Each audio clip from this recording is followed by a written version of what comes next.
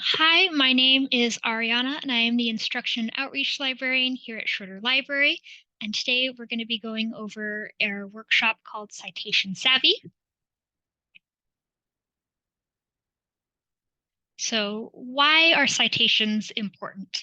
Citations are important because they allow you to better assess the credibility of a resource, both your own by borrowing some of that credibility from the sources that you cite, as well as assessing the sources that you're looking into to decide if this is a credible source and something that's going to be reliable and scholarly and meet the needs and requirements of your particular professor. As well as they can also help you find additional sources for your own research, which we'll be going over shortly. So in terms of evaluating credibility, what you're going to want to look for is a source or sources that have a lot of sources and are citing scholarly, reliable sources as well. Looking at the endnotes slash works cited for this one, our example, we can see there are quite a few different citations. We can see that a lot of them are from this one particular book called The City of Ladies. So if we were doing research on this particular topic, we might take note of that book and look into it to see if it might be a potential key resource in that field of study that we want to include in ours, but also keeping in mind any additional time limitations depending on the topic you are studying. But you can kind of see what sources they're citing to decide, is this something that is more reliable, or is this maybe something that is less reliable because they're not citing sources, or they're citing sources that aren't reliable or are potentially biased. And so that's one way you can kind of help evaluate the credibility of the sources you're looking into through those citations. And then the other option is for actually finding additional sources, if you're struggling to find sources, is a thing called citation mining. This is where you're going to be looking through the citations that one particular source has used and then using that to help find additional sources that are maybe similar in topic or key texts in the field. I kind of gave that example of this particular source called The City of Ladies by Zine, which I'm actually reading right now because I found it when I was looking for a display and it looked really good. And so you can kind of see this might be a essential or key text in that field of study. And you can see some of these other ones and look into those and see if they will be also what you're looking for, and find additional sources that way that may or may not be coming up with the key terms you're looking for and the different resources that you're using based on the databases you're searching in. Another option you have is to do a sort of reverse citation mining. If you found an article that looks like it's exactly what you're looking for, but maybe it's a little bit older than your professors are requiring, maybe they need it to be within the last 5 years, and the text in question is 6, 7, 10 years or older, you can type in the title into Google Scholar, and then if it's been cited by other sources, you can see there'll be a little cited by button that you can click on, and then that will take you to another page that has a list of different sources that have cited that book and or resource, and maybe about a similar topic. Maybe it's not, but that's one more way you can kind of search and find additional resources on that topic. It is important to note that this isn't something you'll be able to limit to peer-reviewed sources, just because a source, the original source was peer-reviewed doesn't mean that the sources that it's citing or that have cited it will necessarily share that peer review status. So you will want to do a little bit of due diligence in double checking the peer-reviewed status of any sources you find in this manner, or again by actual citation mining. But those are other options that you have for finding some additional sources using those. And then once you find those, we actually have a couple resources to help you cite, because you are still going to want to cite the sources. Once you found it, you don't want to just copy and paste that citation that you found it through, um, because it may be in a different style than you need to. It may not be correctly cited, but we do have some resources for helping you with those citations.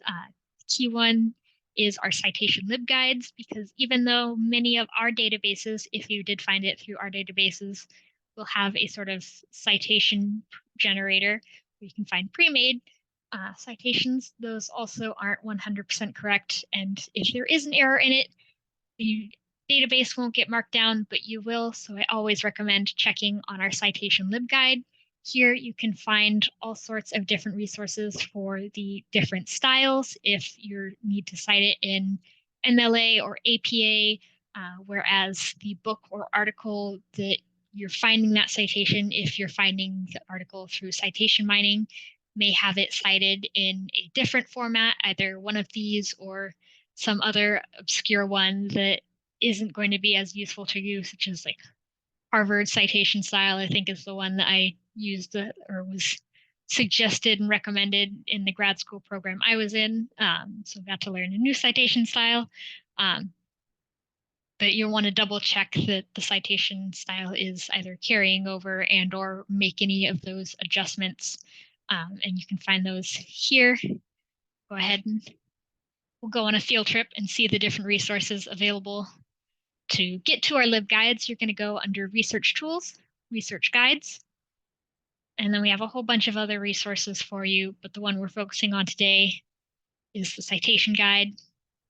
And from here, we have access to all these different resources, such as citation tools of additional citation generators, which can be helpful, but again, always be careful to double check, because these are not perfect.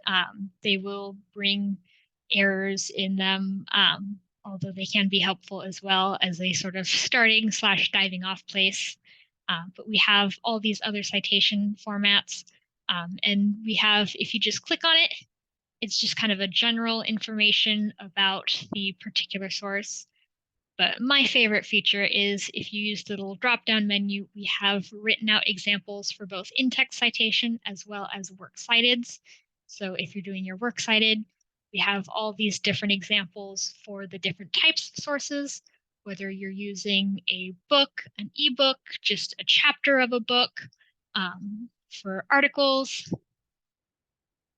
we have print articles, we have online articles, we have the ones with the DOI, we have the ones without the DOI, with page number, without page number, depending on different online sources, and all sorts of different resources for even some of the less traditional resources, such as sound recordings, musical compositions, personal interviews in film and TV programs, depending on, again, the depth of your research.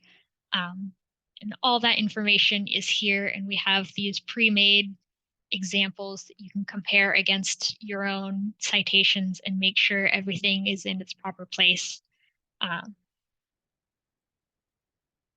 We have that for ALA, APA, and then the Chicago style. Additionally, we have in-text citations, because as you are writing, you are going to want to make sure you're citing those in as well, not just at the end.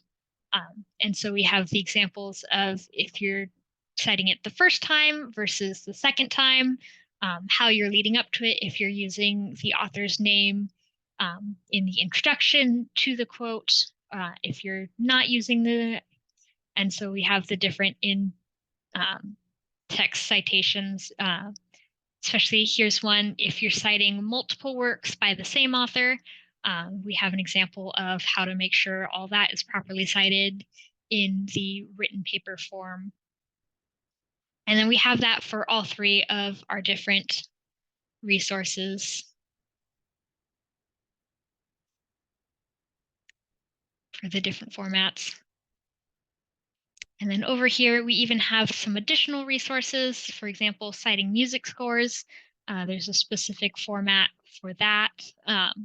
depending on, again, the class that you're using. And then we have one last one with just some of our other um, citation styles, which will go slightly less in depth, but they're also ones that, depending on your course, you may be using less often. For example, the American Chemical Society style guidelines, probably not going to need that unless you're writing a paper in chemistry. Maybe some of the other sciences, depending on the field of science and what the professor requests. We have legal style as well, depending on, again, the depth of your research and the type of research you're doing, as well as the National Library of Medicine. If anyone's studying to be a nurse or a doctor, some of these may be helpful. Otherwise, less helpful. But we have all these resources here to help you perfect your own citations once you found those sources. But let's go ahead and do some examples since we have some time of just kind of how to do that citation mining and finding articles. So go ahead and we'll just hop to English just because that's kind of my go-to since it was my bachelor's. We'll say academic search complete. We'll go ahead and search for resources on, go with Les Mis, just because it's one of the topics that I wrote about as an undergrad. And so from here, we can see, we'll go ahead and add peer reviewed to it. Once we found an interesting article, this one looks interesting.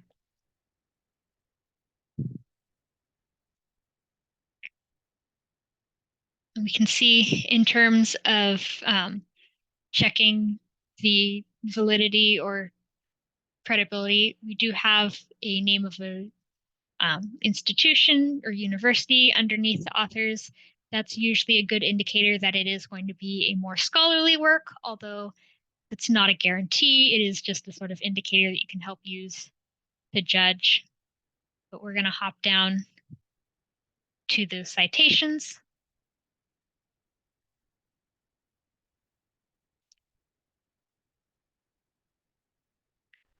And here we can see some of the citations. There's quite a few, so another good indicator that this is going to be a more scholarly work. Oh wait, no, this is just notes.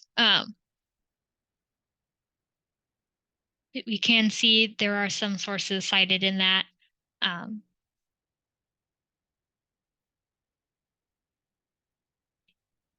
So here's one that we can look into. This one looks like it is a novel, but we can still kind of look into that and decide that this looks helpful. We can go hop back to our library website and we can search in OneSearch.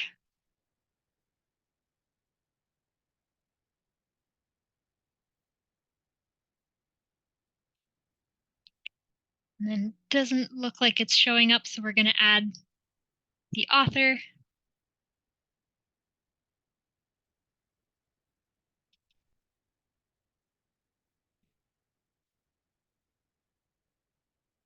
We're going to add that as the title, see if that helps.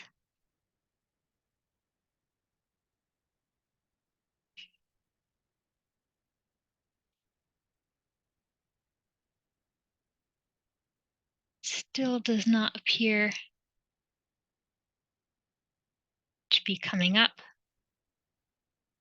So we're going to turn this in to an advanced search.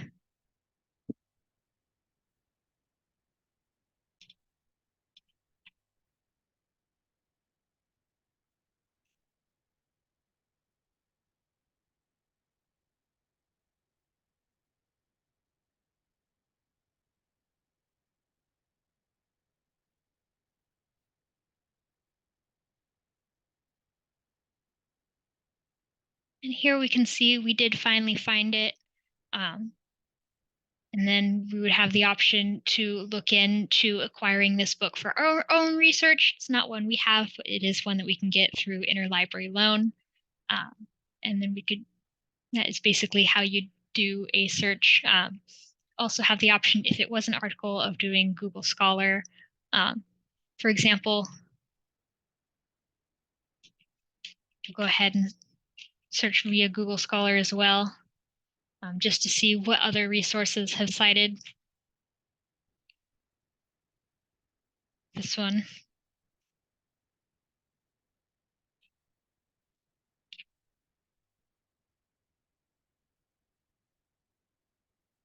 So this is going to be the book. We can see it does have this cited by, where we can see what other articles or resources have cited it. So we can kind of see further research to look into for our own research, depending on, again, what we were researching.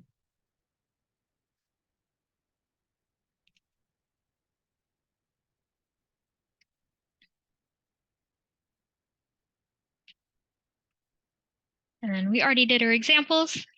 So does anyone have any questions about anything we've covered today, or just citations in general?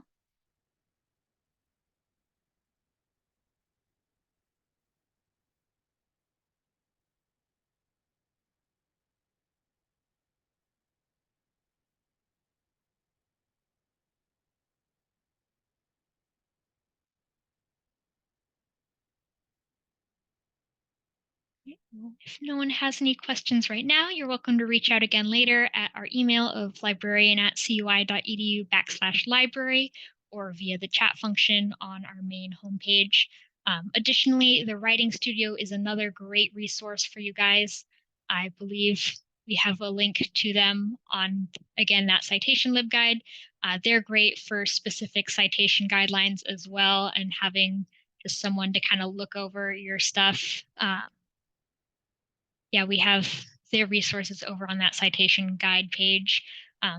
Writing Studio assistants waiting to help you guys if you need it or want it, to just make sure all your citations are properly done, so that way you can add to your skills and confidence in being able to cite things. So if anyone has any questions, I'm going to stick around, but I'm going to go ahead and end the recording. I'll go ahead and stay on a little while after that.